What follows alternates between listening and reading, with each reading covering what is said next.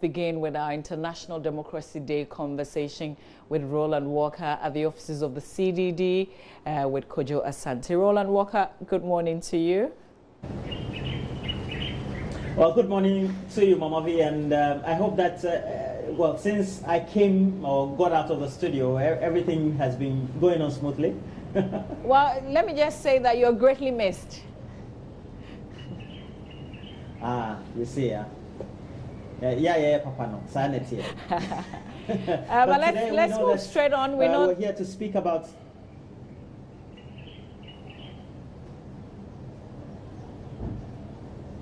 Go ahead, Roland.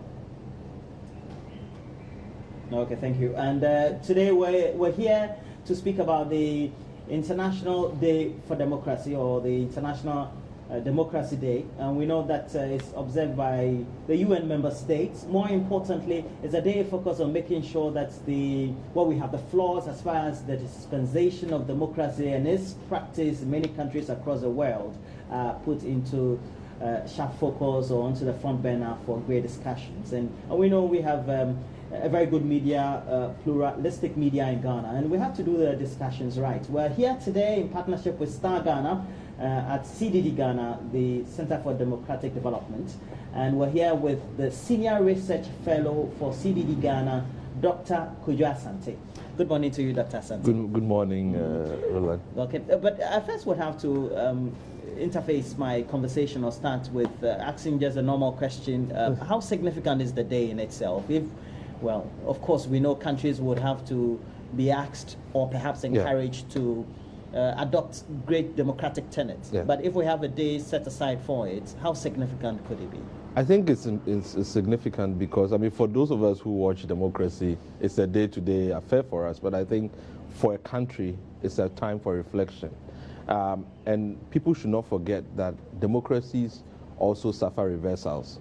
So democracies can become anti-democratic, they can become authoritarian, despotic.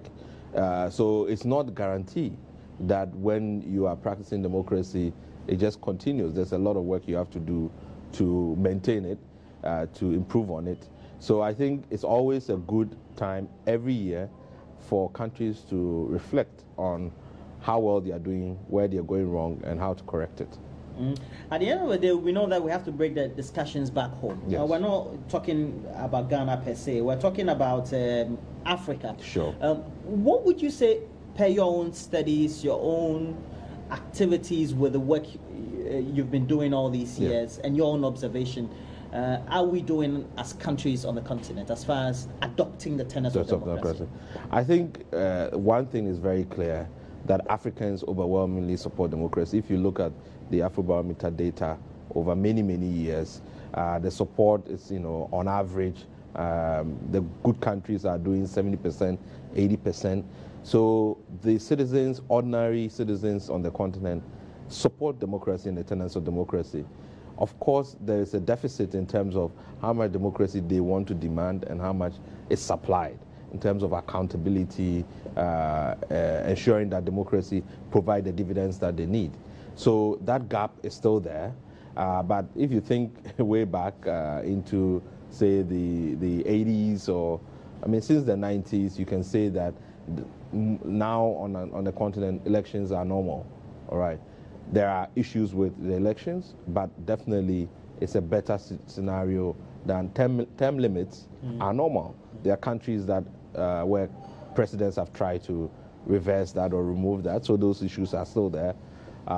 Media freedom increasingly is becoming more and more normal, but there are still challenges in many countries that still have to be addressed. So I think if you think about maybe 2 decades ago, we have really come a long way on the continent, but there's still a lot of challenges that you have to address. You read many books on African and writings on African anthropology, and even you look at the sort of civilization we have on the continent, and the cultural settings of our people. How does that perhaps, or has been able to influence, or has not influenced the latter-day saint countries that have adopted democracy? We're talking about Ghana, Nigeria, sure. etc. I mean, I think our traditional systems, have their advantages and have their disadvantages. When you are lived as a subject under a monarchy, you kind of give deference to leadership without questioning.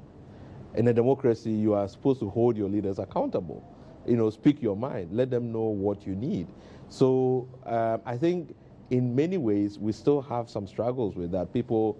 There are some places where all they know is their chief, even though they live in the States.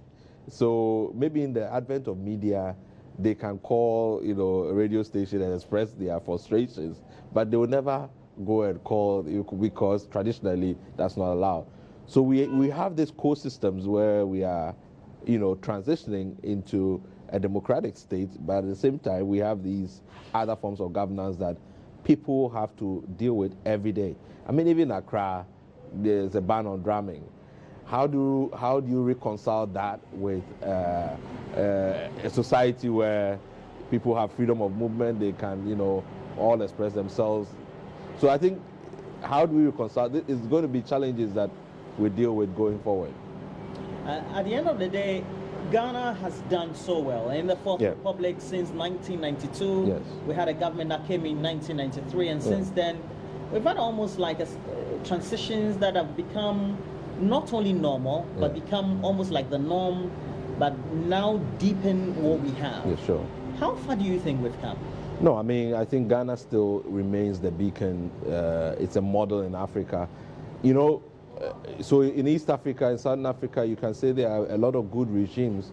But if you think about it, there are not too many places with the level of competitive multi-party system that actually is able to survive turnovers. Kenya, maybe. There are not too many of those examples. So to have 3 turnovers in the last maybe 24 years, and these are peaceful turnovers, it did take a lot of work. But that, I think, puts Ghana always as a model. But as I said, with democracy, you have to constantly watch it because you can stagnate and you can reverse. We've seen that in Russia. We've seen that in Turkey. Where leaders who come through the same democratic process now don't want other people to have an opportunity to speak their mind and express themselves. So you have to watch to make sure that people imbibe the values and that at the minimum they understand what the democratic tenets are and are prepared to practice it.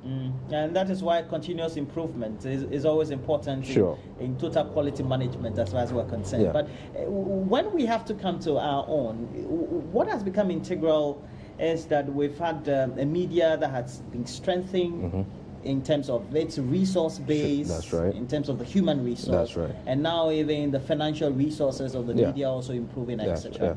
That has played a key role, hasn't it? Oh yeah, it has. I mean, I think the investment, the fact that now people see it as a business, even though I always see the media as a quasi sort of public service, because if you see all the protections that the Constitution gives to journalists, it's for a reason. You cannot have a functioning democracy without, an able, responsible media. And so you cannot treat it just as a business because they have to educate, inform, all of that, entertain, all of those things.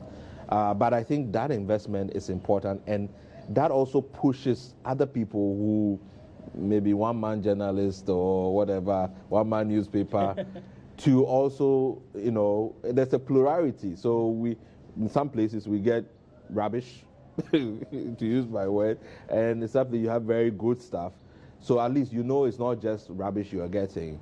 And maybe if you have enough quality, it will permeate. Eventually, you get more quality because people realize investing in it, they see it as a profession, something they can survive on and have a living wage doing it. So I think we just have to, and then make sure that it's responsible, that they are actually meeting the aspirations of the Constitution. Why we have a whole chapter dedicated to, media freedoms and so on and so forth. So I think we have come a long way, and there's just a lot more just keep watching and improving and we can improve further. But let me just put you on the spot. On a scale of 1 to 10, how would you rate the media and its performance since 1992? I think it's been quite significant. So for me, I would probably be saying 7 or 8. I think getting to 10 is much harder, but I mean, it just shows how much of a difference a media space. I mean, if you think of what happened in the just ended elections, the role the media played at a time where, say, results transmission was a problem, people could trust the media to be able to report on the results. So, and that kind of filled a gap that would have been problematic if you have been in a situation where there's no media and the Electoral Commission is also not releasing results. So I think, you know, we shouldn't underrate what the media has managed to achieve. I have a statement from the NCC, the National Commission for Civic Education, and it's for the International Day of Democracy. Right. And they say the decision to choose democracy must be revered and valued. It must also reflect in our actions and decisions as a democratic state. Sure. Now, we have institutions of state, and we're saying that we're giving the media 7 over 10, based on you and our perspective. Yeah. But would you say that our institutions of state, those that are supposed to be the duty-bearing institutions, have developed the way they should? No. I think that's where we struggle. So, for example, we've had a lot of transparency. It's not enough, but we have a lot of transparency, but we don't have accountability. So it's almost not automatic for leaders to feel that they have to account to the people, that they are using public resources. I mean, corruption is so endemic, and the impunity with which people engage in it is shocking. The fact that they don't understand that it's a public's money that they do. Some of the things that they do with the public's money, they will never do it with their own money. But some people can actually defend those kinds of actions. So there's a gap, there's a real deficit there in terms of why people go into public service and whether or not they appreciate and understand that it is the noble profession. You are going to serve the public good. So you know, for you to be elected or appointed to go and serve the public good, you must be somebody that the public actually feels that, oh, you are a leader that can serve their interests above your personal interests. And, you know, so far, that is one area where we struggle. So we go through elections, and in between elections, everybody, you know, has forgotten about the tenets of democracy.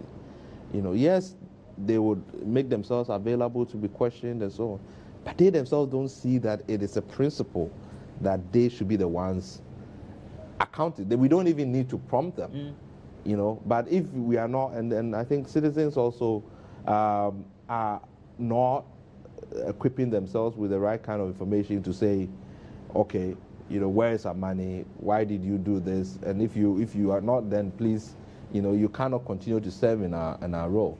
So I think there is it's a serious matter in terms of the practice of democracy that particularly duty bearers don't seem to appreciate the reason why they are in public service in the first place.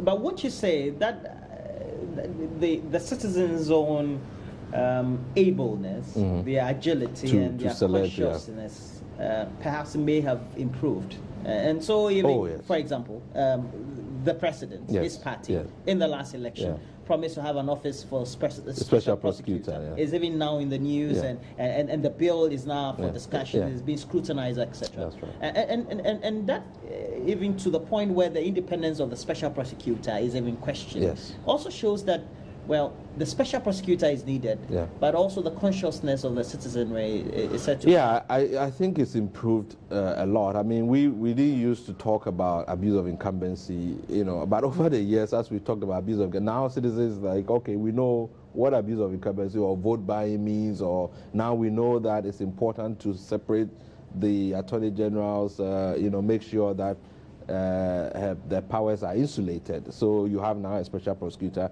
Everybody's looking forward to a special prosecutor. Yes, the independence issue is important. What is for me heartening about this particular promise is that it was, you know, there was a version of it in the NDC manifesto Then the MPP had its version, and then the National Anti-Corruption Action Plan, which was adopted in 2015, which was adopted by Parliament, also had the same version. So almost there's a consensus that we really have a problem with prosecuting politically exposed persons or politicians or bureaucrats and so on, because the issue that gets politicized. And those criminals take advantage of that and are not held accountable. Because as soon as you touch them, oh yes, you are prosecuting a person because it's MPP or NDC. So you need an institution that can play that role to ensure that everybody is nobody is above the law, and that everybody is held accountable. So I think it's important.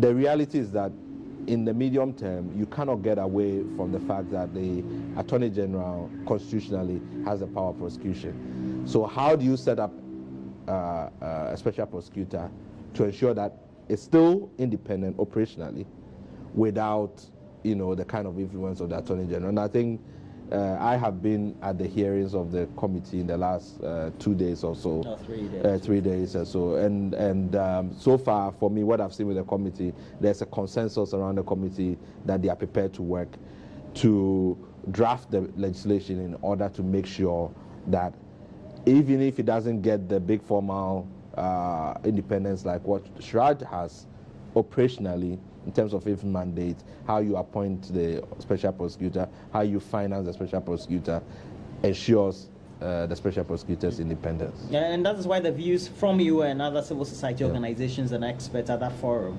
and even the ones in the mainstream media, are focused on making sure that we don't tend to just replicate the office as to what is already around with Shraj and all of those, Yoko and all that. Yeah. How then do we make that office, the head of that office, more effective?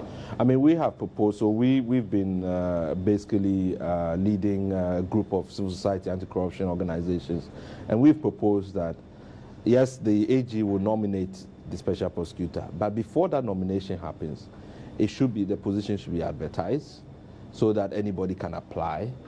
Then a vetting group or an interview panel that is set up, made up of stakeholders, that includes religious bodies, civil society, chiefs, public services commission. You can have an ad hoc body that represents society to vet and interview this, and then produce a short list of 2 or 3 people and let the AG nominate one. And all of those things, the requirements are very clear. This person has to be of proven integrity. They have to have the expertise to do this job.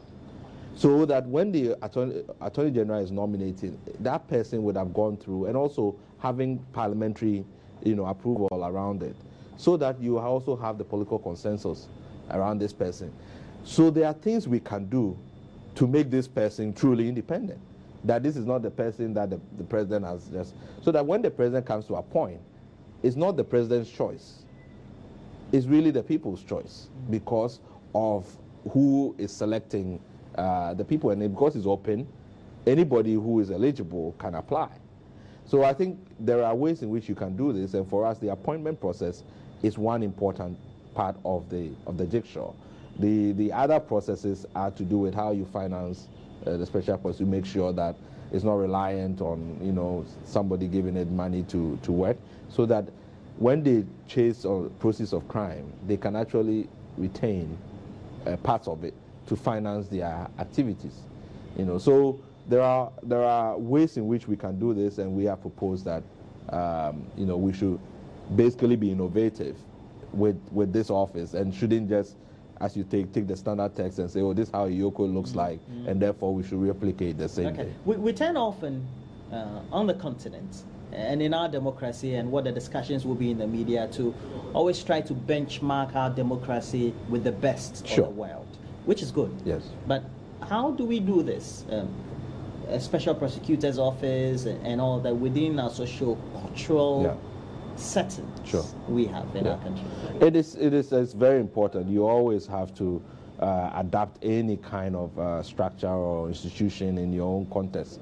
So we know in in Ghana, somebody gets into trouble, they go and bring their pastor, their whatever, their, all of those things.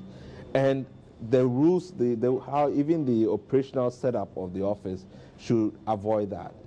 You know, the special prosecutor has to have full control over initiating prosecutions, over supervising investigations, all of that. And they are held responsible for that. But because they are not somebody's appointee, but it's somebody who you have come up and said you can do this job, you've gone through a process, we've seen that you are competent. We've given you a 7-year tenure. So there's security of tenure. You don't have to be beholden to anybody. So if you allow people to influence you, then of course we should take you out. But we have created the conditions for you to be able to resist. You know, some people have said, oh, we should go and bring somebody, a foreigner, to come and do it or whatever.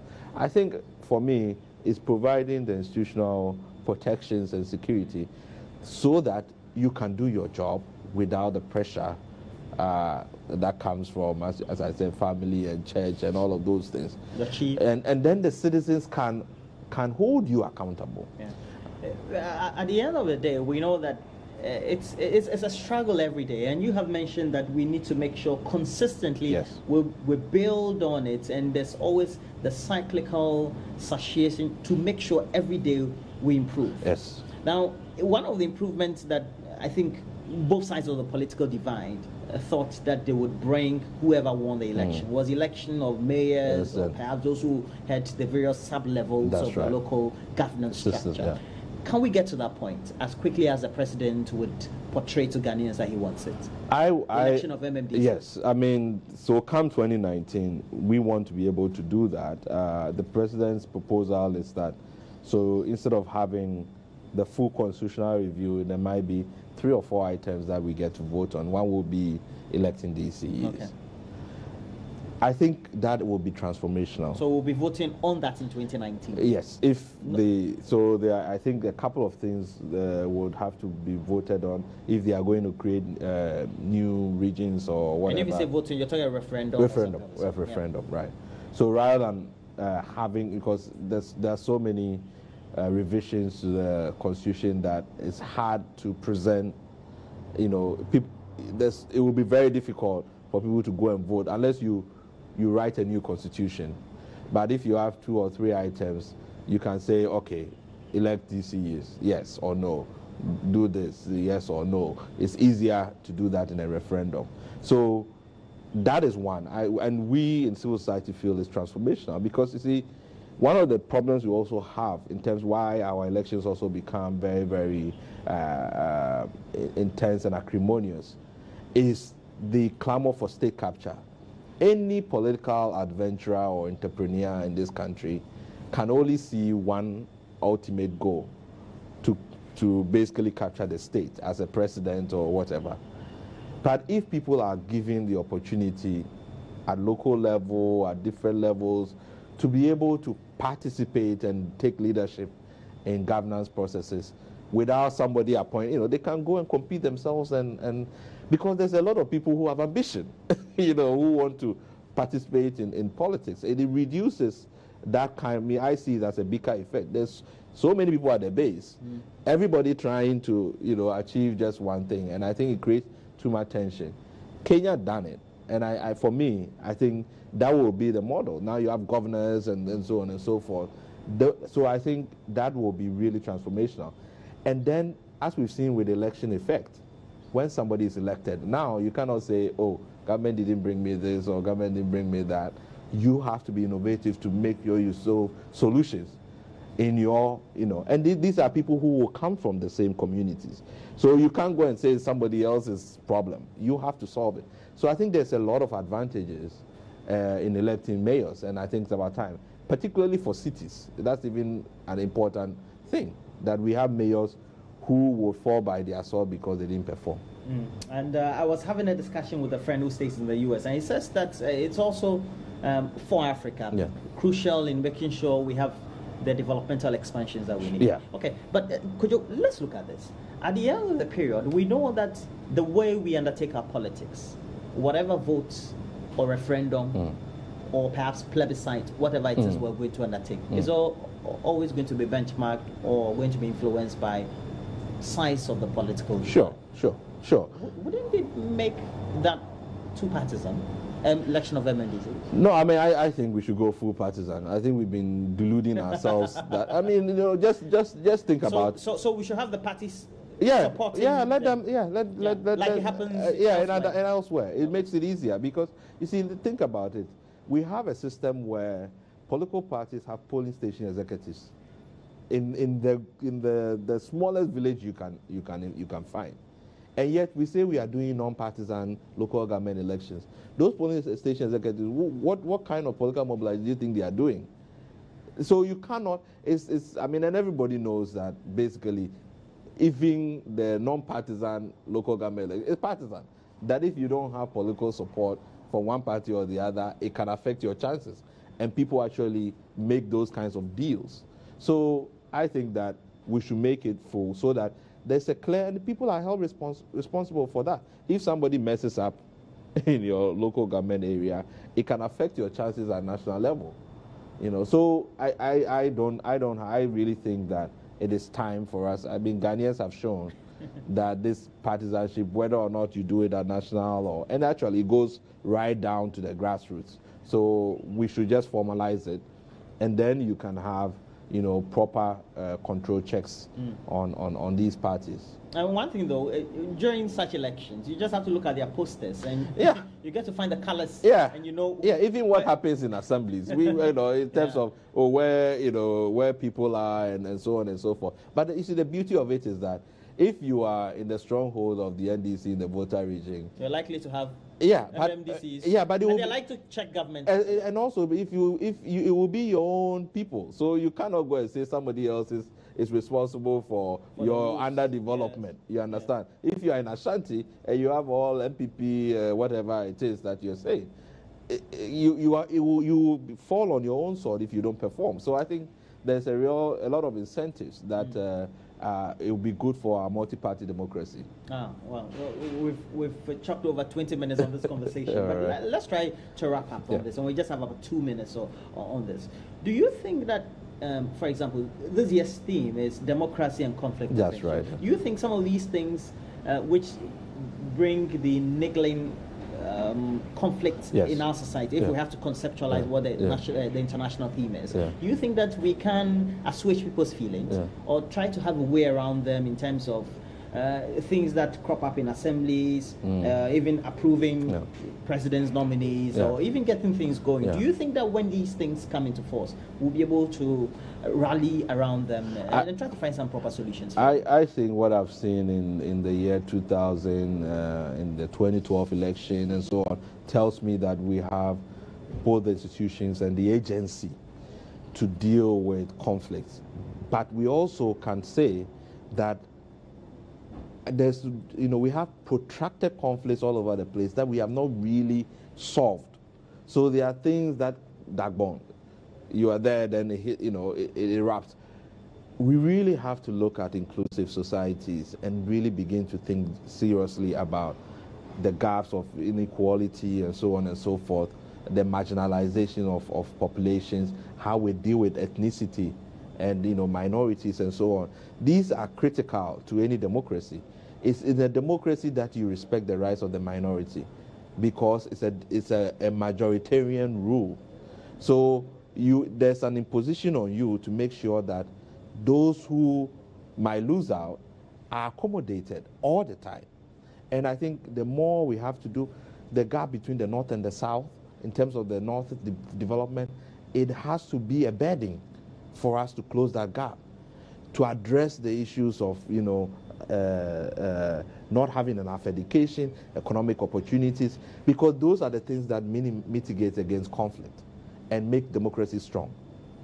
Well, thank you very much. Dr. Kojo Asante is a senior research fellow with CDD Ghana, helping us do discussions this morning on International Democracy Day. It's celebrated by the UN member states, but more so it's themed democracy and conflict prevention.